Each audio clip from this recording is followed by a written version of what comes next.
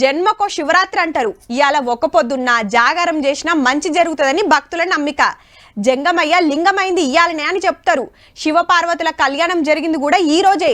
వెనకటంటే గుళ్ళకాడ భజనలు చేసుడు, VCRల భక్త కన్నప్ప భూకైలా సినిమాలు చూసుడు నడిచేది.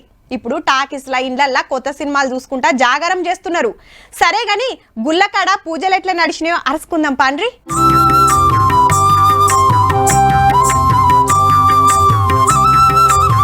శివాలయాలకు శీతం లైన్లు కట్టిండ్రు. పాలాభిషేకాలు, జలాభిషేకాలు, రుద్రాభిషేకాలు నడిచినాయి. ఎమ్లాడ రాజన్నకు కోడ మొక్కులిచ్చిండ్రు. కీసరగుట్ట కోటిలింగాలు కిటకిటలాడినాయి. కొమ్రెల్లి మల్లన్న, చెరువుగట్టు రామలింగేశ్వరుడు, వరంగల్ 1000 స్తంభాల గుడి ఆడ ఈడానేం లేదు. శివాలయాలన్నీ భక్తులతోని నిండినాయి. గంగల తానాలు, జంగమయ్యకు అభిషేకాలు, కొబ్బరికాయలు కొట్టుడు, పూలు పండ్లు సమర్పించుడు, హారతులు వట్టుడు.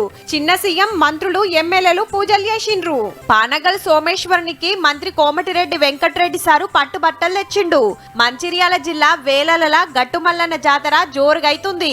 చెన్నూరు ఎమ్మెల్యే వివేక్ వెంకటస్వామి సారు ఇంటోలతోని పూజలు చేసిండు. బెల్లంతోని తులాభారం వేసి దేవునికి మొక్కులు సమర్పించిండు.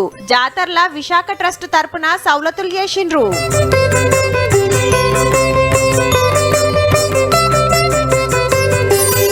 మెదక్ ఏడుపాయల వనదుర్గమాత జాతర ఇయ్యాలనే చాలైంది. సర్కార్ తరపున ఎమ్మెల్యే మైనంపల్లి రోహిత్ అమ్మవారికి పట్టుబట్టలు సమర్పించిండు. శ్రీశైలం మల్లన్న దర్శనానికి శీతం వచ్చిండ్రు భక్తులు. మల్లన్న స్వాములు దీక్షలు ఇడిచిండ్రు. శ్రీకాళహస్తిల సుధా పెద్ద పూజలు నడిచినాయి. భక్తితోని ఒక్క పొద్దులున్నారు. రాత్రి జాగరణ చేస్తానికి మళ్ళా గుల్లబాట పట్టిండ్రు.